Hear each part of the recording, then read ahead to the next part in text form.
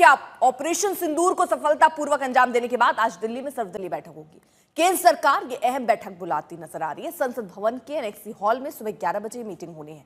बैठक का एजेंडा पहले से ही स्पष्ट है। भारत सरकार की ओर से सभी दलों को ऑपरेशन सिंदूर की जानकारी दी जाएगी, यानी विपक्ष को भी साथ लेकर चलना है। विपक्ष ने भी अभी यही रुख दिखाया कि वो हमारी सेना के साथ, हमारी सरकार के साथ खड़े हैं इस ऑपरेशन पर। इस संवेदनशील समय में देश से एकजुटता का संदेश जाना चाहिए। सभी दलों को विधिवत ब्रीफिंग दी जाएगी और आगे के एक्शन प्लान के लिए सभी दलों को भरोसे में लेना है, ताकि कोई ऐसी पॉलिटिकल बयानबाजी ना हो जिससे दुश्मन मुल्क को किसी भी तरह का एडवांटेज मिले।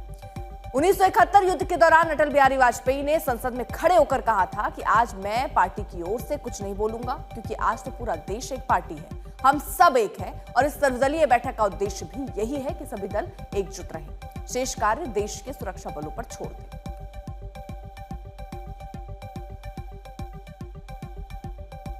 देखिए, आज ऑल पार्टी मीटिंग है। जब पिछली ऑल पार्टी मीटिंग हुई थी तो सब ने कहा था कि पाकिस्तान पर कार्रवाई हो, उसको करारा जवाब मिले, और देश की सरकार ने सेना को खुली छूट दी। नरेंद्र मोदी जी ने सेना को कहा कि जो आप एक्शन ले सकते हैं लें, और सेना देश की उम्मीदों पर खड़ी उतरी। आज ऑल पार्टी मीटिंग है।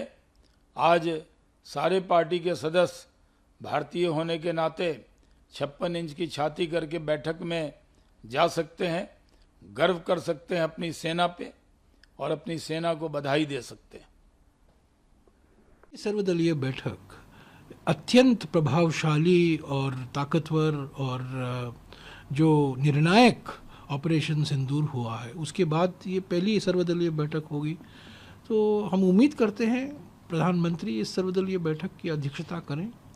पर खड़गे जी मौजूद रहेंगे, कांग्रेस अध्यक्ष, नेता प्रतिपक्ष राज्यसभा और नेता प्रतिपक्ष लोकसभा राहुल जी भी वहाँ मौजूद होंगे।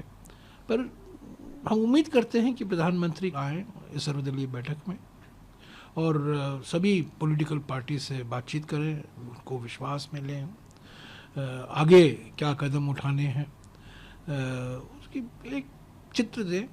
ऐसे सारे डिटेल तो नहीं दे सकते हैं, पर विश्वास में लें। कामयाब ऑपरेशन सिंदूर के बाद सब पार्टियों को बुलाकर उनको ब्रीफ दिया जाएगा, ताकि उनकी जानकारी में रहे किस प्रकार भारत की सेना ने एक कामयाब ऑपरेशन सिंदूर किया और पाकिस्तान में 9 आतंकी जो अड्डे थे उनको ध्वस्त किया।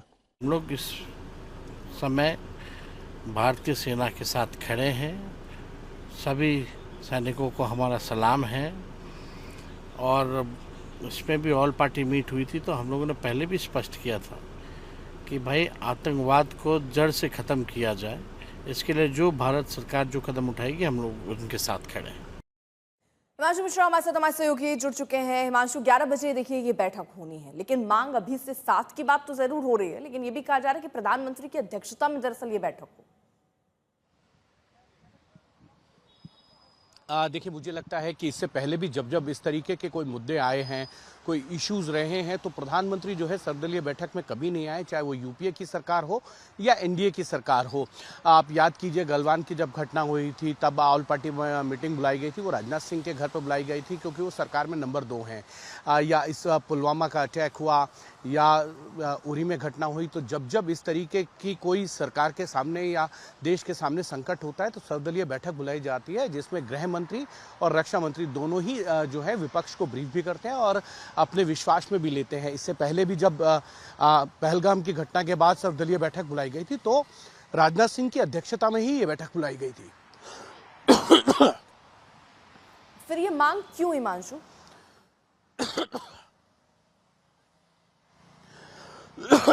देखिए, विपक्ष की मांग हमेशा रहती है कि प्रधानमंत्री आए, क्योंकि ऐसा होता नहीं है, चाहे इससे पहले 2008 के अंदर आतंकी हमला हो या और भी आतंकी हमले हो, और देश के सामने ठीक है हिमांशु, आप नजर बनाए रखिए।